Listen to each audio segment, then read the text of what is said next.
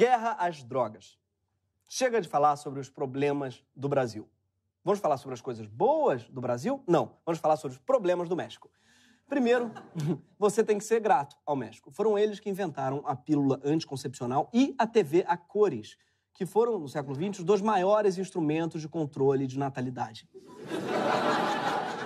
Não bastasse, também inventaram o chocolate, melhor substituto para o sexo. Só para mim, não? Só eu? Ah, tá.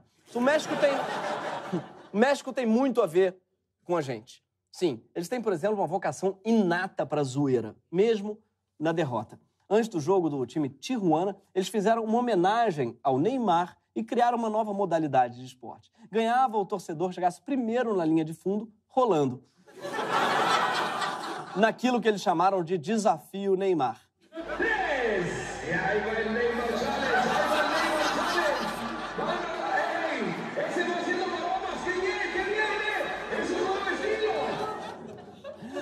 Eu queria muito ver o Neymar praticando esse esporte, porque se alguém esbarrasse nele enquanto ele rola, ele não ia poder sair rolando. Será que ele ia levantar e sair jogando bola? Mas voltando aos problemas do México, faz 12 anos no México que o então presidente, Felipe Calderón, que dirigia aquele programa, o Calderón do Hulk, não, anunciou, o que ele fez? Ele anunciou, o Calderón anunciou que a situação do país estava insustentável e decidiu iniciar uma guerra às drogas, combatendo, né, os traficantes. Então, o que ele fez? Ele pegou o exército inteiro e resolveu usá-lo para combater os traficantes. Ele prometeu à população mais, aspas, sensação de segurança, que é uma promessa que todo mundo devia desconfiar, né? Imagina um casamento, olha, eu te recebo como marido, eu te prometo sensação de fidelidade. Olha, eu vou te passar um remédio ótimo aqui, tá? Que dá muita sensação de saúde. Acho que Mas sensação de segurança era tudo que o Calderón conseguia propor. Afinal, o negócio estava brabo. O índice de homicídios, quando ele assumiu, era de 9,5 por 100 mil habitantes. Eu acho estranho, aliás, esse 9,5 se tratando de homicídio. Deve valer o quê? 9 homicídios e um tiro no joelho? Meio homicídio. Mas, não. Como não adiantava chamar a polícia, porque ela já estava corrompida até o pescoço pelos traficantes, o Calderón chamou o exército. Só que, para combater as forças armadas, os narcos compraram armamento de guerra. E dinheiro não faltava, porque o maior consumidor de drogas do mundo é vizinho do México. Os Estados Unidos, país do Charlie Sheen, da Lindsay Lohan e do Dr. Ray. Resultado, com a guerra às drogas, os crimes foram ficando cada vez mais violentos. No ano seguinte, em 2009, o cartel de Tijuana mandou dissolver 300 corpos em ácido. E eu sei que você que curte o carnaval carioca está pensando, 300 corpos dissolvendo em ácido se chama boitolo. Mas não. É ácido sulfúrico mesmo. Em 2010, 72 imigrantes que tentavam chegar aos Estados Unidos foram executados pelo cartel dos Zetas. Em 2011, em Guadalajara, 2 caminhonetes e um carro foram abandonados numa ponte da cidade com 26 cadáveres. No início do governo Calderón, havia 7 cartéis de drogas no país. No final, eram 25. Tipo, é como se tivesse o PCC, o Amigos dos Amigos, e depois da guerra às drogas, surgiu o PCC do B, o...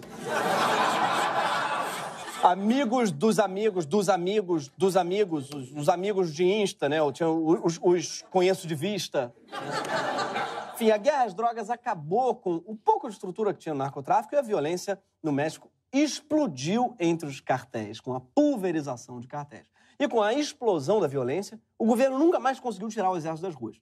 Hoje são 50 mil homens fazendo operações contra narcotraficantes, até hoje. E sabe quanto foi a taxa de homicídio no ano passado por lá? Mais que o dobro de 10 anos atrás, antes da intervenção. Calderón fez a Dilma, né? Sem estabelecer nenhuma meta, conseguiu dobrar a meta. E você acha que só policiais e bandidos morreram nessa guerra? Hoje calcula-se que 150 mil mexicanos foram mortos só durante o governo Calderón nessa guerra ao tráfico. E deve estar errado isso, deve ser 150 mil e meio, né? Esse dado está meio... Nesse período, a população carcerária mexicana tornou-se a 6ª do mundo, com 260 mil presos. Uma lei implantada em 2009 endureceu as penas para pequenos vendedores e transportadores de drogas, o que na prática levou mais jovens pobres para a cadeia, superlotando os presídios e provocando rebeliões. Essa lei foi chamada de Lei do Narco-Varejo, que parece uma promoção da Casa e Vídeo. Narco-Varejo. El gerente de la Buego quedó-se louco. A falta de mudança levou os mexicanos a votarem na eleição seguinte no candidato do PRI, o partido Elas têm nome de patricinha paulistana. Vote na PRI. Vote na FE. A verdade, PRI não, é o Partido Revolucionário Institucional. Engraçado esse nome, né? Revolucionário Institucional. É uma contradição em termos, é tipo Partido Zoeiro Respeitador. Enfim, os mexicanos votaram de novo no candidato do PRI, que é o Henrique Peña Neto, esse cara que foi numa feira de literatura, mas não conseguiu citar o nome de nenhum livro que o marcou, ou quase nenhum. ¿Cuáles son las lecturas que han marcado mi vida? Bueno, que me han... Pues he leído varias desde novelas que me gustaron, en lo particular, y difícilmente la puedo mejor ya hasta del título de los libros. La Biblia es una...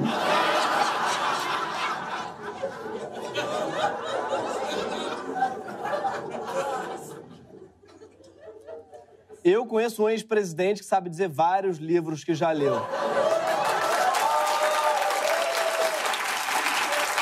55 páginas por dia, para ser exato. Enfim, o Peña Neto chegou prometendo reformas liberais para o México se modernizar. Ele foi capa da revista Time como o Salvador do México.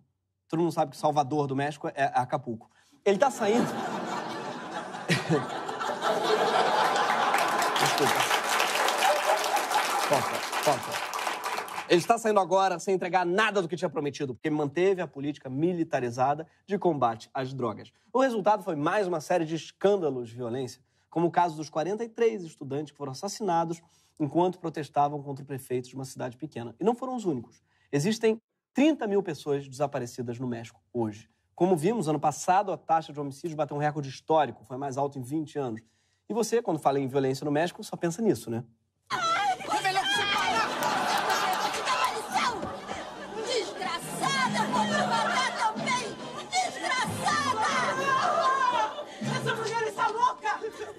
Então, os mexicanos toleram esse tipo de atuação e são eles que estão zoando o Neymar. Tá mal, Neymar. Tá mal pra caramba. A guerra às drogas do México é igual àquela da Marvel, é infinita. Mas diferente da Marvel, ela é um fracasso. O Andrés Manuel López Obrador, o AMLO, que acabou de ganhar as eleições, reconheceu o fracasso desse modelo de guerra às drogas e prometeu rever essa política. Ele vai ter muito trabalho pela frente. Mas por que a gente está falando do México? Porque, na verdade, esse programa não é sobre o México. A gente mentiu pra você. E eu, na verdade, eu sou o irmão gêmeo maligno do Gregório. Gregório Jorge, não. Perdão, olhar para o México pode servir para a gente entender onde é que a nossa política de drogas atual pode levar a gente. Ou melhor, já está levando. A estratégia que o Brasil está usando hoje no combate às drogas é a mesma que deixou o México nesse estado. Esse ano, a gente chamou o Exército para combater o tráfico no Rio, alegando que a polícia tinha perdido o controle da situação. A mesma desculpa que o Calderón usou para chamar o Exército para assumir a guerra às drogas no México em 2006. E assim como aconteceu no México, por aqui também ficam cada vez mais evidentes as relações de agentes públicos com o crime organizado. E a gente caminha para se tornar um narco-estado. O tráfico de drogas já movimenta mais de 15 bilhões por ano no Brasil e não existe nenhum sinal de que esse número vai diminuir. E você reclamando da crise, né? Não pense em crise, entre para o PCC. Nossa própria guerra ao tráfico já é um grande desperdício de tempo para as forças de segurança do país, que hoje estão focadas nesse combate e não na nossa proteção efetiva. Só em 2014 foram gastos 409 milhões e meio de reais com repressão policial no combate às drogas. E se você acha que essa guerra toda vale a pena porque as drogas matam, vai lembrar que morre muito mais gente como consequência da guerra às drogas do que pelo uso de drogas em si. Somos os países que menos mata gente por overdose. Segundo a ONU, o índice de mortes por overdose no Brasil é de 1,2 a cada 1 milhão de habitantes no Brasil. Tem mais chance de você morrer de picada de cobra e escorpião no Brasil do que de overdose. E você não está vendo nenhuma guerra às cobras. Por outro lado, só a última grande operação da nossa guerra às drogas na favela da Maré, no Rio, matou 8 pessoas, entre elas uma criança de 14 anos. Se você acha que essa matemática está fazendo sentido, você não é de exatas e nem de humanas. E as pessoas ainda insistem em achar que o que mata é a maconha, como o apresentador Siqueira Júnior não cansa de repetir. Você que fuma maconha, você vai morrer. Você, maconheiro, vai morrer daqui pro Natal. Não vai ver Papai Noel. Não vai ver a árvore de Natal.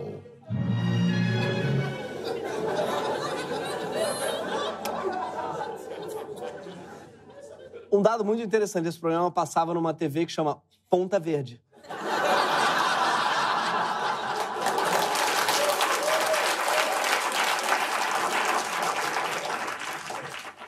E eu tenho um recado pra você, Siqueira Júnior. Praga não pega em maconheiro, não. Siqueira, maconheiro não morre, maconheiro vira ponta. Sua bad vibe bate no meu escudo de já e volta, amigo. Mas a nossa guerra às drogas não é só ineficiente, tá? Ela também é racista. E ela sempre foi. A primeira lei a proibir explicitamente a maconha é de 1890, 2 anos depois da abolição da escravatura. A mesma lei proibiu também a capoeira e os cultos religiosos de matriz africana. E o objetivo era, claro, cercear a liberdade dos negros e sua cultura. Sim, a cannabis chegou no Brasil no século XVI, trazida pelos homens e mulheres escravizados e era chamado de fumo de Angola. Fica, aliás, a sugestão de gíria para os maconheiros. Partiu aí um fuminho de Angola? Bora! Mas para entender como evoluiu o tráfico de drogas no Brasil, é preciso voltar lá atrás, na chegada das caravelas, que é oficialmente quando o Brasil começou a dar errado. As trocas comerciais entre os países nos períodos das grandes navegações também serviam para trocar entorpecentes. Ou você realmente achava que eram só especiarias? Geral ficava meses num navio balançando só para comprar cravo. É cravo, gente. Aquele negócio em cima do beijinho. Que a gente tira, sabe? Ninguém encarava 6 meses de viagem pra temperar um beijinho. As navegações... Vamos falar a verdade aqui, gente. As navegações eram um grande corre. É verdade.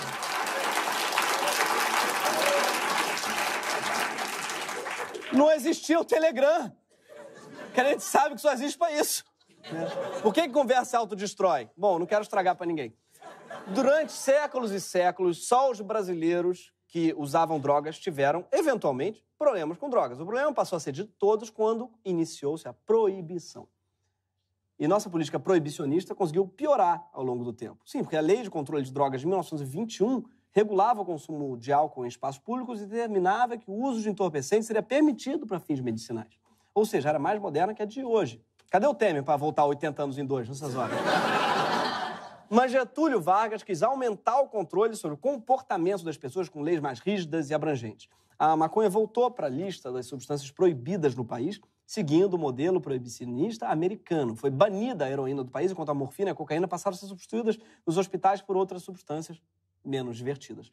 A indústria farmacêutica nacional passou a depender de produtos importados. Os preços, claro, eram repassados para a população. Enquanto isso, o hábito de fumar maconha não perdia força nos centros urbanos, nem nos centros acadêmicos. E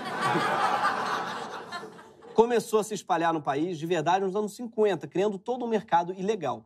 Se nos anos 40 praticamente não havia apreensão de maconha ou prisão de usuários, entre 56 e 57, a polícia de São Paulo tinha prendido mais 1.000 pessoas e instaurado 44 inquéritos só por causa da maconha. Foi nos anos 70, quando a política proibicionista já tinha gerado o tráfico internacional, que surgiu o termo guerra às drogas. Vários países assumiram políticas severas e focadas no proibicionismo, tudo isso puxado pelo então presidente dos Estados Unidos, Richard Nixon.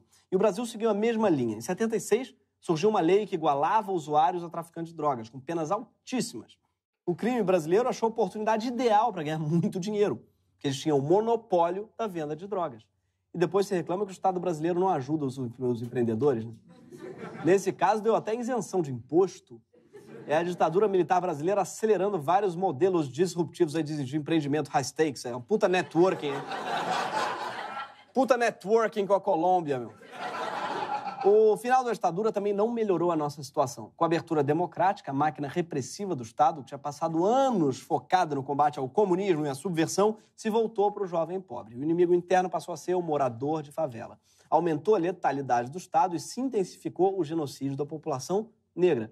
Em 90, o consumo da maconha e cocaína no Brasil já tinha explodido. A gente já tinha virado rota internacional de tráfico. O crime organizado estava nadando em dinheiro graças à proibição. O que a gente fez? Intensificou o proibicionismo. E o tráfico de drogas foi equiparado, então, aos crimes hediondos, como a tortura e o terrorismo, o que superlotou ainda mais os presídios. Enquanto isso, o Ministério da Saúde resolveu investir em quê? Em campanhas toscas para convencer as pessoas a pararem de usar drogas, como essa. O relatório, Marcão. Cadê o relatório que eu te pedi? Não tá aí? Claro que não. Tá piscando? Não. E agora? Nada. O cliente tá aí. Cadê o relatório? Não imprimiu ainda. O que houve com a impressora? Travou. Oi? Ninguém fica mais esperto fumando maconha. Gente, o problema claramente não é o funcionário maconheiro, é o chefe que cheira pó. O maconheiro, inclusive, está à frente do seu tempo. Ele não vê mais sentido em imprimir coisas. Ele quer mandar pela nuvem. Bom, e nem adiantava muito essa propaganda, porque ao mesmo tempo tinha um monte de propaganda na TV estimulando o uso de coca. Sim, a fórmula da Coca-Cola foi originalmente feita para disfarçar a cocaína no xarope quando a droga foi proibida nos Estados Unidos. Quer dizer, disfarçar mais ou menos, né?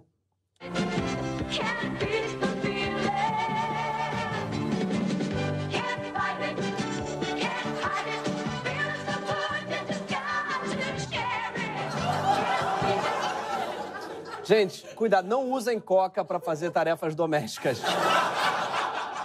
E o cara lavando a calçada? Desperdício de água. Por isso você vê a crise hídrica em São Paulo, que é a cidade da coca, né? Que se consome de coca ali na Berrine, ali o pessoal lavando a rua, aquilo ali é terrível. Aí dá na crise hídrica. Vamos ficar esperto, pessoal. Adoro o cara tocando piano em pé e chutando o piano. Voltando ao Brasil, depois da loucura dos anos 90, veio a nova Lei de Drogas de 2006. Uma lei que tinha como objetivo deslocar o usuário de drogas para o sistema de saúde. Na prática, a lei deixava para o Estado a responsabilidade de interpretar se a quantidade de droga pega em flagrante com o detido era para uso próprio ou para o tráfico. O que aconteceu? Quem é preto e pobre é considerado traficante e mandado para a cadeia. Quem é branco de classe média é considerado usuário, independente da quantidade que eles têm. Como aquele filho da desembargadora, um usuário, tadinho, foi pego uns 130 quilos de maconha. E entenderam que era para consumo próprio. Imagina o tamanho do deschavador desse cara. O deschavador dele é o estado do Tocantins, meu amigo. Ele também estava com muita munição de fuzil, coitado. Deve ser porque, né, ele deve cheirar a pólvora, no caso também. Enquanto isso, a Defensoria Pública do Rio mostrou que morar em favela do Rio é agravante em condenação por tráfico de drogas. Basicamente, o que acontece é o seguinte. O juiz, né, define você é usuário ou traficante a partir do seu CEP. Sim, literalmente. Ele vê, mora em favela, deve ser traficante, claro. E é assim que ele está aplicando a lei antidrogas no Brasil. É a pior consequência de um CEP, desde os preços do frete da Americanas.com. E aí aconteceu uma tragédia ainda maior. Entre 2005 e 2013, a população carcerária dos crimes ligados a drogas aumentou 345%, saltando de 32 mil para 146 mil presos. A lei antidrogas superlotou as penitenciárias. E assim o Brasil passou a ter a terceira maior população carcerária do mundo. O Brasil conseguiu ganhar do México nessa e nem precisou de gol do Neymar.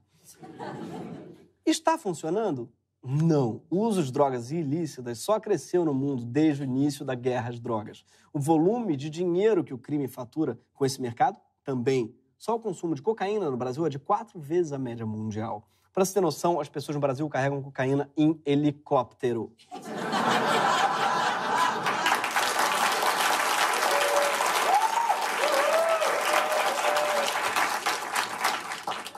E você não precisa nem gostar, nem usar drogas para compreender isso. Sério. Você que se preocupa com o aumento do uso dessas substâncias, você tem razão. Drogas são um assunto sério mesmo. Elas podem mesmo ser perigosas. Perigosas demais para serem liberadas. Eu concordo com você, mas é bom a gente saber que é só quando as drogas são totalmente proibidas é que, na prática, elas são liberadas. Hoje, na mão do crime, qualquer um pode comprar drogas. Até crianças. Traficante não pede RG. Legalizar as drogas é justamente trazê-las para a lei, para o controle e a regulação.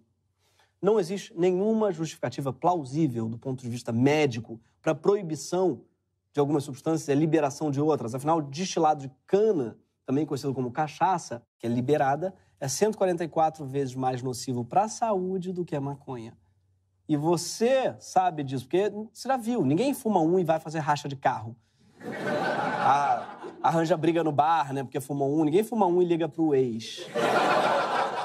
Oi, eu estou com saudade.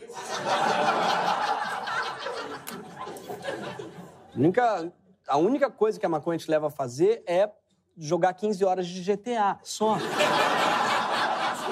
Só. Ué, será que nesse caso, então, nós não deveríamos proibir o álcool, então, Gregório? Não! Primeiro, porque a proibição só afasta o usuário do sistema de saúde. Segundo, porque proibir não funciona, e já testaram. Quando o álcool foi proibido nos Estados Unidos, nos anos 20, o que é que aconteceu? Surgiram bares clandestinos, bebidas falsificadas e a máfia, gerando figuras como Al Capone. Deu tão errado que a lei foi abolida. No caso das drogas que são ilícitas hoje, a diminuição do consumo em diversos países do mundo também não se deu pela proibição. Pelo contrário, em Portugal, país que há 18 anos descriminalizou a posse de até 10 doses de qualquer droga, o consumo diminuiu. No Uruguai, depois da legalização da maconha, não houve mais mortes ligadas ao tráfico. Até o início de 2018, a redução dos crimes foi de 18% no Uruguai. Porém, aumentou, claro, e é bom a gente falar também a verdade, porque ao mesmo tempo aumentou exponencialmente no Uruguai o consumo de alfajor. Isso é verdade, tem que falar. Vamos falar a verdade. Nesse programa a gente fala a verdade. E não foi só alfajor, não. Teve muita porcaria também. Teve muito mais produção de música de reggae ruim que, porra, rima beleza com naturaleza. A gente sabe que teve muito mais sarau de poesia, vamos ser sinceros. Ou seja, a gente está travando uma guerra que não tem nenhum resultado benéfico para a população. Nenhum. A gente está fazendo um remake tosco de novela mexicana da pior qualidade. Tudo indica que a guerra às drogas apenas serve para aumentar e não diminuir o consumo de substâncias perigosas.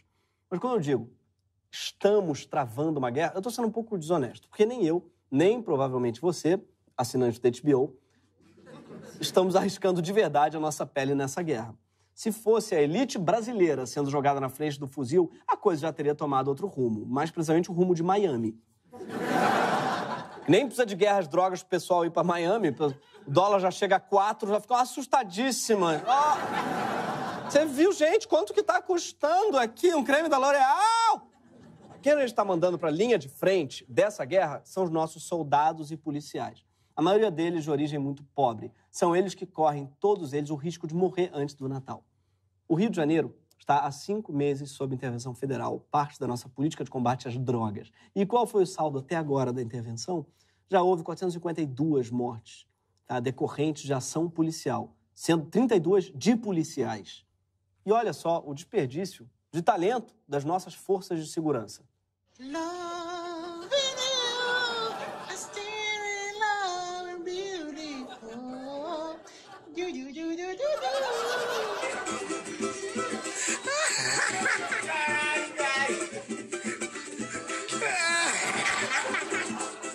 E fixo o olhar, pisco a te olhar, vou te falar, fui a lona com o seu.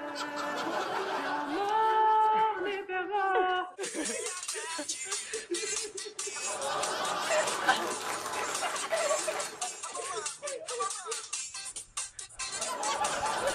And matter always show me a big carry girl love, a big cabin much soon, cause I'm loud across the truth. Hey.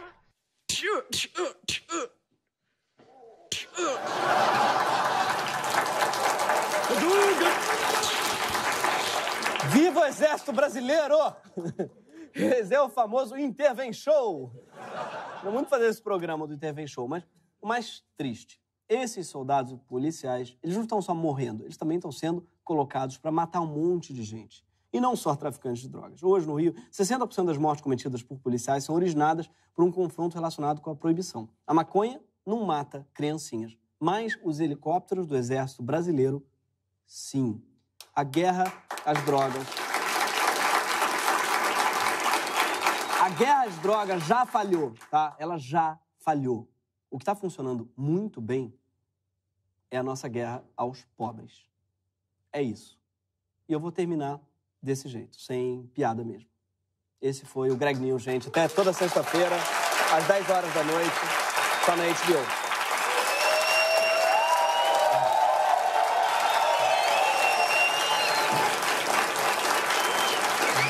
Obrigado, gente.